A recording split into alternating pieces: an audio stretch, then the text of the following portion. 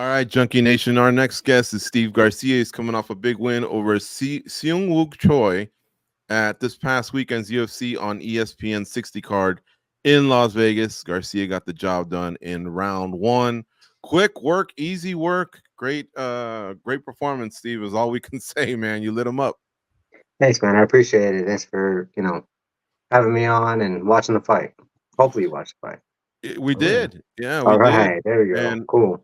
here's what I wanted to ask you was, would this almost be a bigger deal if you were like on UFC 304 this week, or you had been on UFC 303? Like the fight nights get a little buried because you were in the co-main. You got promoted to the co-main event, Yeah. and the highlight is awesome. You can't ask for more out of a co-main event fighter. Yeah. But sometimes these fight nights, they don't give you as much shine. But what's been the reception for you, your fans, your friends, your family? I mean, have everyone been lighting up your phone?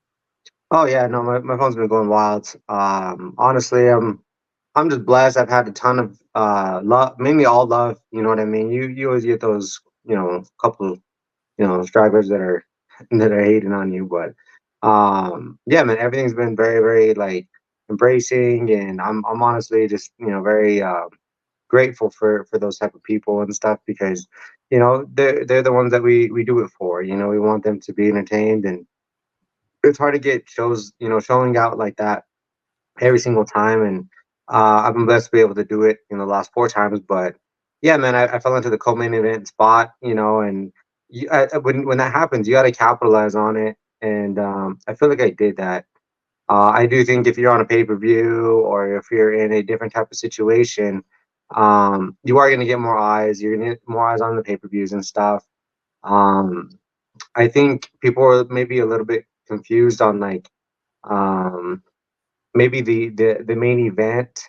I'm not too sure like how high those girls are in the rankings and stuff, but they definitely got their spot. Um, more power to them. If I were them, I would do the same thing. I would take that main event spot and run with it.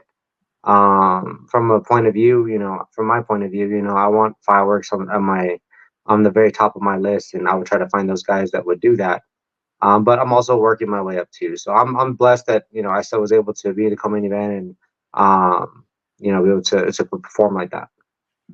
Well, luckily, you're talking to a rankings expert. It was number 7 Amanda Lemos fighting number 8 Verna Jandarova. But I'm talking about the USA Today Sports and MMA Junkie rankings. Okay. And so, yeah, they deserve their spot. Yeah. Verna's been on a nice streak, just like you. And honestly, after Tatiana Suarez, I think she's next for Zhang Wei Li. So it was a big, big win for her. She got the finish. Sure. Another thing that was nice was you got the finish, and then you called out Dan Ige, if I'm not mistaken.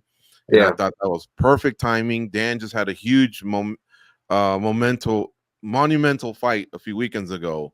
He wasn't a loser because he stepped in on late notice. There was no losers in that Yeah. fight, that's for sure. We just had two heroes go out there, two warriors go out there and do their thing. But I love it. He's ranked.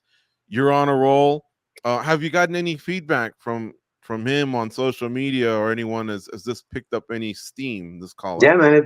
He actually accepted the call out. He said that it was well deserving. You know what I mean? So that's just it. Kind of shows what type of guy that Dan Ige is. I mean, that dude's a gangster. And I've always been as respectful as I can when you're making like a call out like that.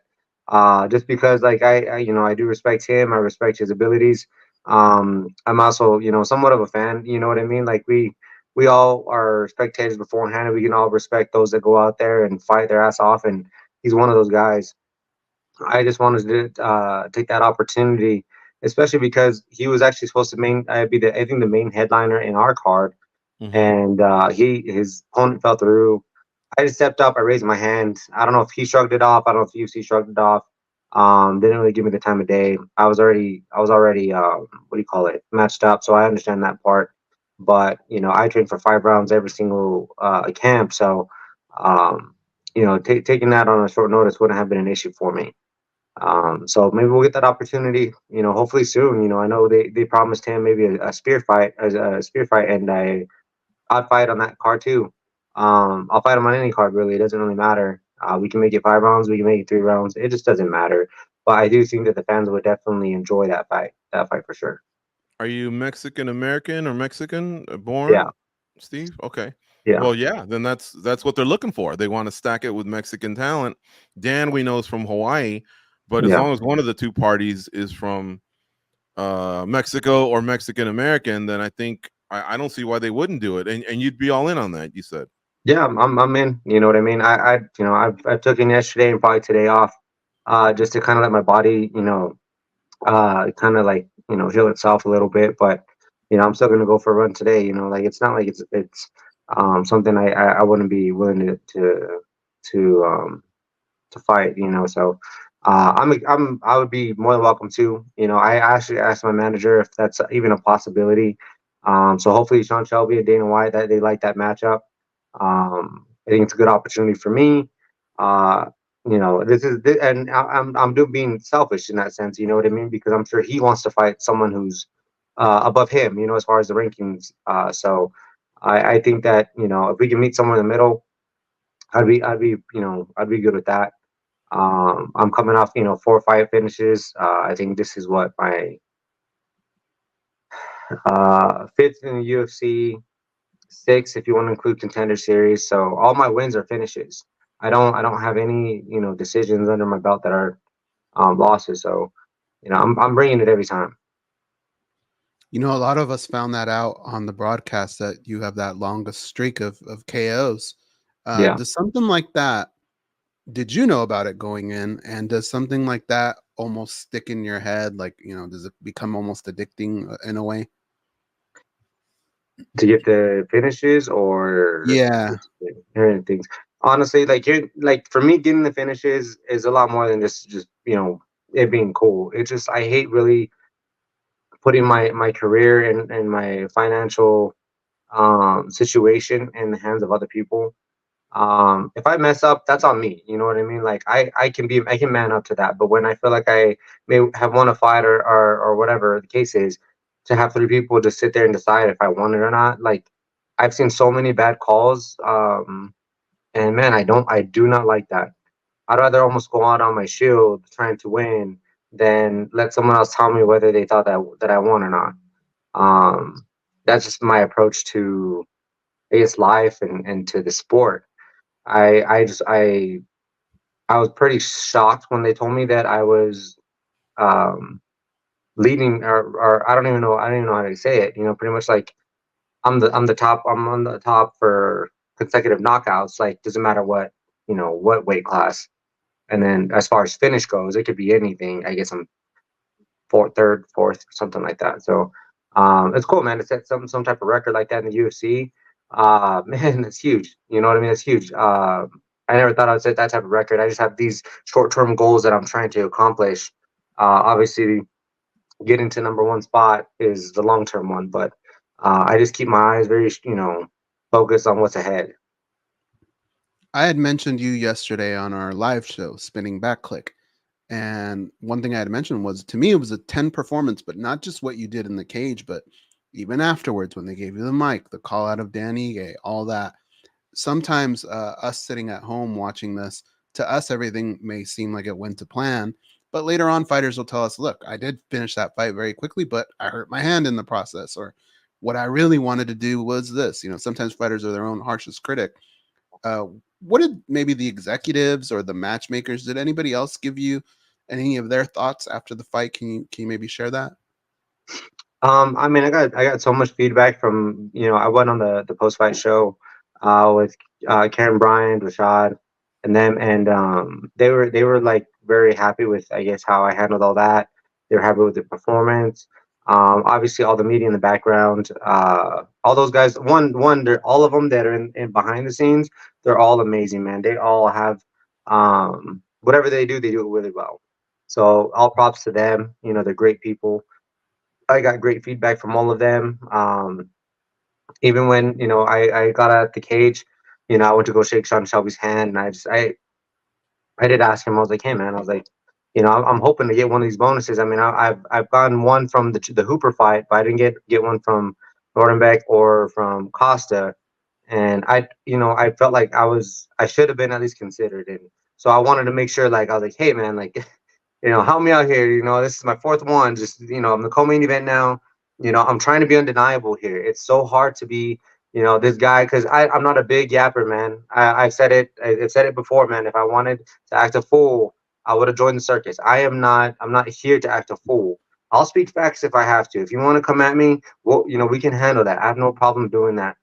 But for me, I need to do it with my hands. I'm a walker. I'm not just this talker. And I feel like I've been kind of showing that. So I mean, I just want everybody to tune in. Ultimately, when Steve Garcia is in the cage, like, you just never know what's gonna happen, and more than likely, someone's probably gonna get dropped and someone's probably gonna get finished. Steve, now you got me thinking. When was the last time you acted a fool? Come on, it could be outside of the cage or whenever. We've all acted a fool. When was the last time you acted a fool? Oh man, I mean, outside of this, man, I do a lot of stupid things. So Which one can you if you tell give us me a about? 4-wheeler, I'm trying to ramp it off something, or Oh, there you we go. yeah, no, I do some dumb things sometimes, and my wife can vouch for that. But so yeah, I try not to, I try to separate those two things. I'm very business oriented when it comes to my job and my profession. My dad always taught me, keep business and pleasure separate. You know what I mean? But we can have a little bit of fun in here, and um, yeah, man, I trust me, it's a little bit different being able to just be Steve Garcia without MMA. So the three of us share the same last name, so that's maybe where that comes from. Steve But Garcia, yeah, I Mhm. let's remember go. All building right. building ramps when I was a Yeah. kid, and it takes you like the first two or three to realize you actually have to make good ramps. You can't just stack Oh books yeah, on a 100%. notebook or something. But we Yeah, the used to curb, eat the shit, curbs man. like don't do it anymore. Like especially when I was young, I'd go off the curb. I was like, man, that's weak, and then I'd find something Mhm. bigger, and oh man, dude, I have probably more scars from riding my bike than anything else. Yeah. Hey, Oh, Steve. dude, So for tell us sure. a little bit about like your road to this moment, because right now we're all talking about you. We're all excited about what you've done. And by the way, I feel like the matchmaker should just keep giving you bonuses until that streak goes out. If you keep getting knockouts, automatic bonus. But Hey, well, talk to somebody, man. I like that yeah, idea. I like it. but Yeah. tell us like what was it like to get to this point? Because not everybody, when you tell them I want to be a mixed martial artist, does everybody say like, okay, yeah, we support you. It's not like if you say I want to be a doctor or a lawyer. Some people probably have some doubts. What's the road like to this moment? That's like a loaded question, man. It really is. But if I can try to sum it up, when I was young, I was a ball player. I played football, I played baseball. Like, those are my things that I played. Never thought I'm not a confrontational type of person. That's actually more my brother Ali, and he's a police officer. But yeah, I just, like I said, it's a long situation. But things happen, man. MMA wasn't huge back in the day. So like, when I was looking to get into some sort of way to protect myself, I talked to my dad, and he's like, I know this guy. He does like this combat martial arts stuff, and he's like, next time I talk to him, or next time I see him, I'm gonna talk to him about you, because I was getting into some trouble at school and stuff, and I wanted to learn how to protect myself. And literally that night, ran into him at Walmart, and that was literally the start of it. He runs into him at Walmart, tells me to go to Jackson's, and I was just a kid, 15-year-old boy, it's a basketball shorts and a t-shirt, learning his first moves, rear naked choke, and I was addicted. And um, let's fast forward it, a little bit further. I did well. I, won a couple kickboxing matches and stuff like that. And then my dad made this rule, was like, if I didn't go to school, because I was not a school person, but if I didn't go to school, then I had to join the military, or I had to get a job and go to school if I had to stay in his house.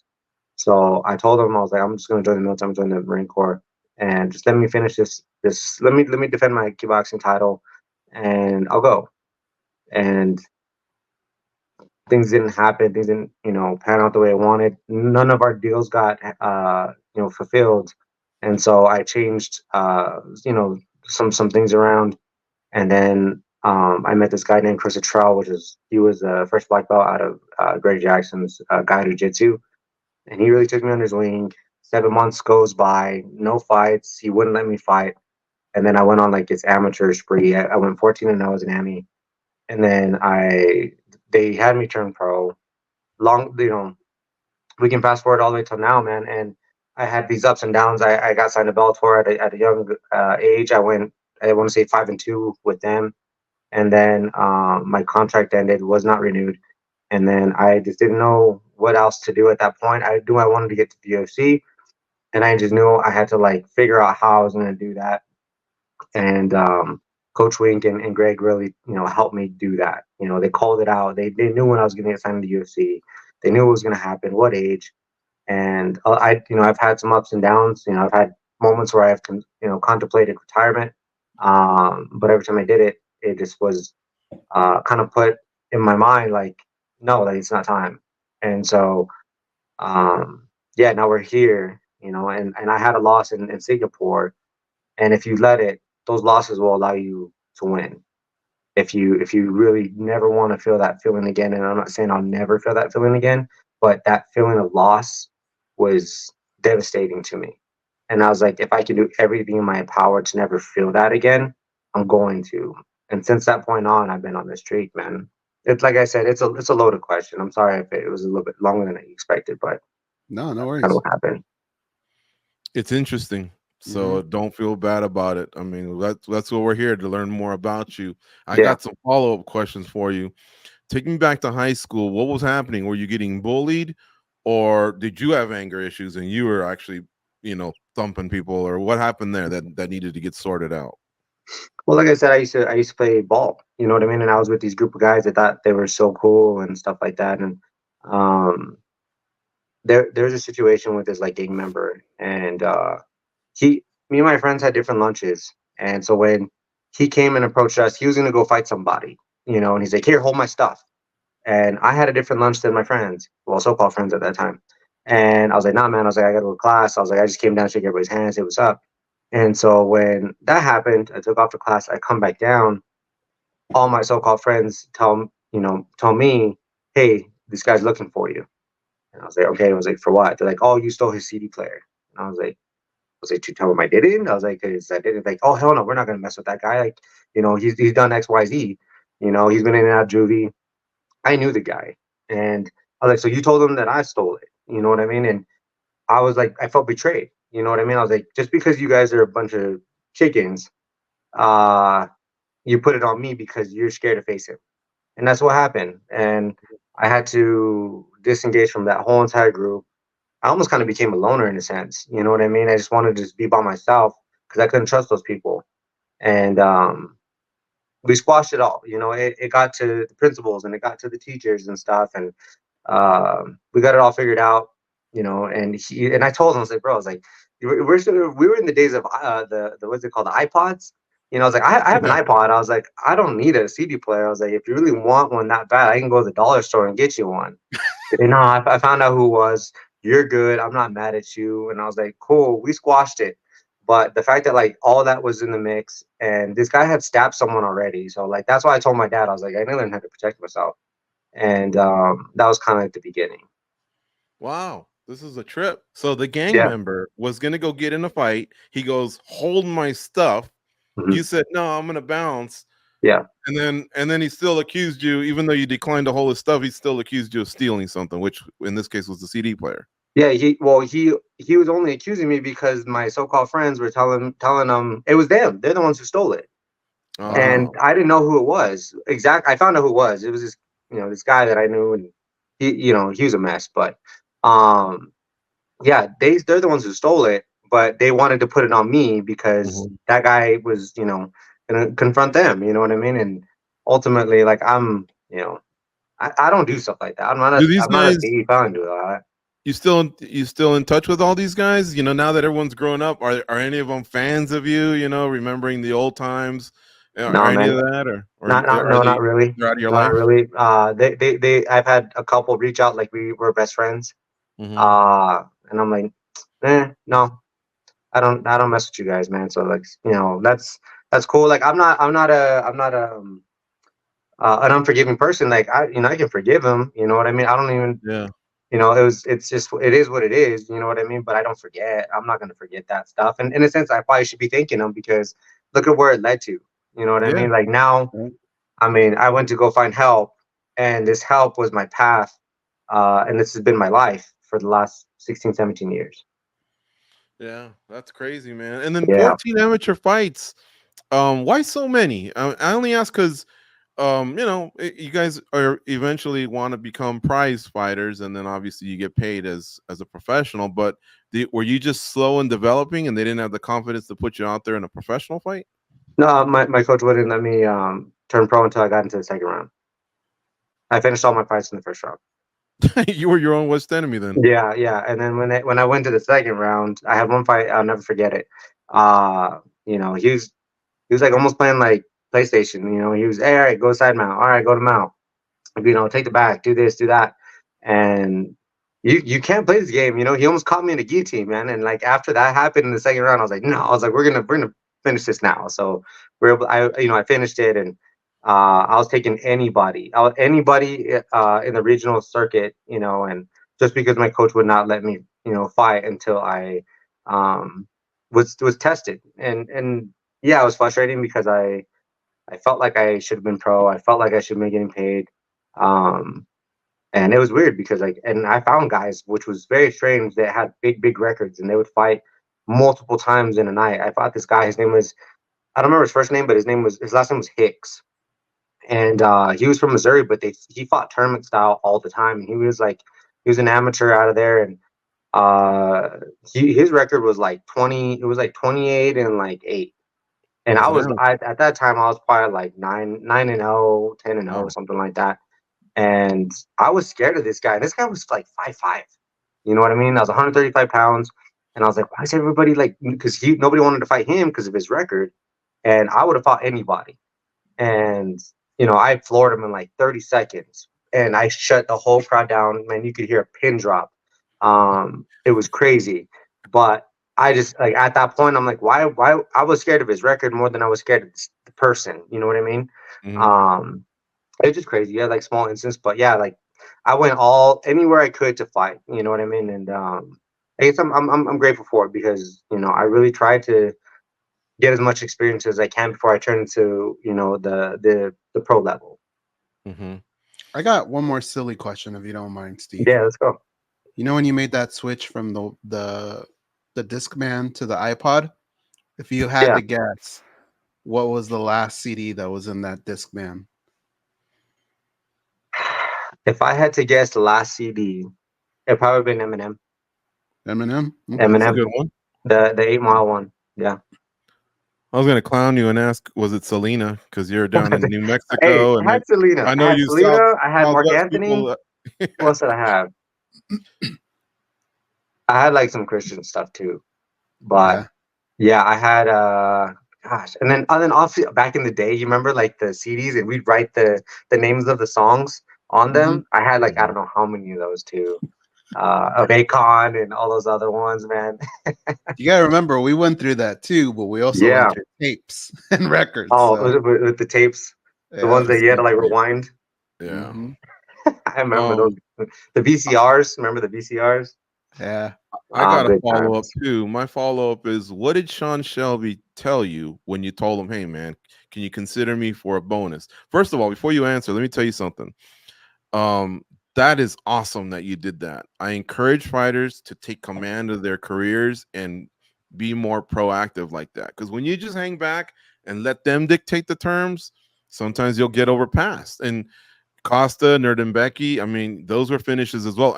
I'm even a proponent, Steve, of every finisher should get the 50,000. Why? Because they've done it before.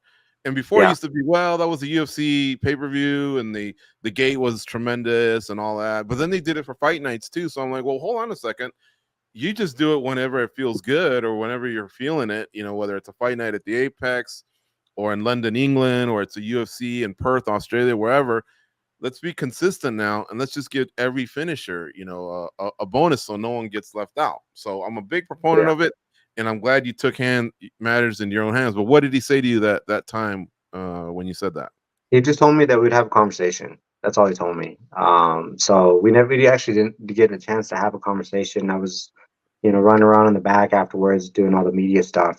But my manager came and told me, he's like, "Hey, man, Sean gave you the bonus. I was like, let's go. I was so happy, man. Oh man, dude, you don't understand like how much of a financial blessing that is, and I'm kind of with you. Exactly. Like, I do feel like if you really want to incentivize finishes, you don't have to make it 50,000. You can make it 25,000. And if it was the best one of the night, then sure, make it 50,000. You know what I mean? But I think everybody that gets a finish like that, or that's on the card, should get extra money, because they're trying their hardest. I mean, I know I am. I don't know if anybody else is just like out there just nonchalant trying to finish people, but I'm literally trying to kill it, the person standing across from me. So Hmm. I like that idea. Yep. Except let's go in the other direction. Instead of 25,000, I think all bonuses should be 100,000, and I think Yeah. all finishers should get 100,000. The Yeah. UFC's grown up, and they're worth a lot of money, and Mhm. so this is their way to take care of their fighters, the ones that leave no doubt, that Yeah. create a highlight that people talk about at the water cooler, at work, or in the sports book when they play it on Mhm. ESPN. And like I say, they keep breaking records for revenue or whatever. Well, reward the ones that get us talking. You know what I'm Yeah. saying? A decision. What happens when it's a decision? Usually, sometimes the iPhone lights are out in the arena. The boo Yeah. birds come out. Even the fighter will go, "I'm sorry, but I had to get the W, or whatever." I mean, there's just no momentum to it. But Sure. when someone starches someone else, man, that's just tremendous. That's why we all show up. We show up for that stuff, and Yeah. or a submission, whatever it is, or at least someone that's going for it, and that sometimes that's why it comes in the form of fight of the night. But I've never really, I don't know. I just think the finish is why we all show up, and it should be rewarded. I'm with you 100%. Like, for me, because it's really hard to talk about it, because the fighter pay is just such like almost like a touchy subject. Mm-hmm. If I can grab more, I'm gonna grab more, right? I'd Yep. rather, but in my head, I'm just like, I like to um meet in the middle. You know what I mean? So if I can always guarantee me more cash, I'm going to. You know what I mean? But yeah, I'm with you. I truly believe that even when you first start off as in the UFC, you should honestly be able to do it full time without having to worry about working. Even when I was in the UFC, I worked. I still work. You know what I mean? Um, you need to You make still work now? money. Yeah, I still work. Oh, what do you And do? so when I do this, it's financially, it's this is mainly what I do. Is where all my eggs are mainly. You know what I mean? And it's tough. It's really tough. What do you do for work? So like I've always done like small gigs and stuff. I don't do it as much anymore, but like the DoorDash stuff and all that back in the day. But I mainly do accounting, and I've always done accounting during my whole pretty much my career. Now it's kind of more just like busy work, filing and stuff like that. But I work for a nonprofit organization called Nonviolence Works, and Oh, cool. I used to do the bank recs, and I used to do payroll and all that stuff for them. And That's admirable, man. Nice. yeah, Yeah. so that's kind of what I did. I don't do it as much anymore, but I still do it. I give my kids insurance still, and just the UFC doesn't really give us that, so I need to make sure my family has that. Hmm. Mhm. Up until when he won the title, Alexander Pantoja, I think, was doing Uber Eats or something like that. Oh yeah, Anything to get by. Now, around that time, I think we were either in the pandemic or coming out of the pandemic, and so people were doing what they had to do. But he did what he did. But look at what one bonus and that run he did. It turned yeah, around his life, and he's a world champion. He's now an asset for the UFC because they can market all the way around him. He headlined UFC, what was it, 301, if I'm not yeah, mistaken, in Rio de Janeiro, Brazil. You know what I'm saying? So there is a return on that, but you have to put that into your fighters as well. Now, when the UFC was struggling, of course, I wasn't saying, "Hey, pay more, pay more, pay more, pay more." But yeah. you see their value now and their financials, and they keep doing better. And I just think this is, reward the ones that deserve it. And I think the finishers, man, those are the ones that definitely deserve it. But Well, what makes it um, hard is that they don't consider us employees. We're all contracted. You know what I mhm. mean? But we can't go anywhere else either. You know what I mean? So True. it's I'm not trying to bash on them. They definitely know what they're doing when it comes to their contracts. They know what to do when they're making their money. I mean, they have a deal with ESPN. Even the fact that they can have sponsors, all over their canvases, and we don't. The crypto.com. I don't see a dime from that. You know what I mean? There's just moments where I'm like, bro, like I don't necessarily feel life ain't fair. So like I get it. You know what I mean? But I'm stuck in this promotion, and I'm not saying that it's a negative thing. I put myself in this position. I can go fight for someone else, just like they always say. But this is the premier promotion. These are where the best guys are, and this is where I'm at. You know what I mean? But I would love to see more money come in for everybody, not just for the top guys don't even need it. You know what I mean? But um, it is what it is. There's a little bit of my 2 cents of it, but like I said, I'm just trying to fight my ass off, put myself in these like 50K bonus, situations, so that my family can prosper and my career thrives. You know. You're where you belong for sure. This is the top of the heap, and you're handling your business. I'm actually working on the rankings for this week, so I might as well give you a tease. But you're going to be in our rankings at featherweight division, All in the right. featherweight division. So and Ige is going to be right there, right around the same mark as you. So the Sweet. matchmaking makes sense. Yeah. Um, that would be a huge fight for you. We hope you get it. And don't be afraid to speak up your mind. You did it in a respectful way. You know what I'm Yeah. saying? We're adults here having a conversation, and it sounds like you love fighting for them. I'm sure they love having you because, again, your fights deliver. Yeah. So, but this is how change is made for the good, and that's why you see some of these NBA guys on July 1st every year. Look at the contracts they signed. Well, it's because of the work, because that sport's about 100 years old. It's the work that the pioneers did, because we're Yeah. only 30 years into the sport. It's Right. the work that they did in the 40s and the 50s, and sometimes they had to do holdouts and collective stoppages or whatever. But in the end, it benefited them or whatever. So these are conversations that can be had and should be had. We've been respectful the whole time, Right. but anyway, again, we wish you the best, bro. And it was really, really nice to meet you. Thank you. And Yeah, same, man. yeah, Thanks for having me on. you're I'm an sorry about exciting the fighter. mishap at the beginning, but No, yeah, no no, worries. I appreciate it. No worries, man. Take care. We'll talk to you soon, Steve. Sounds good. You guys take care.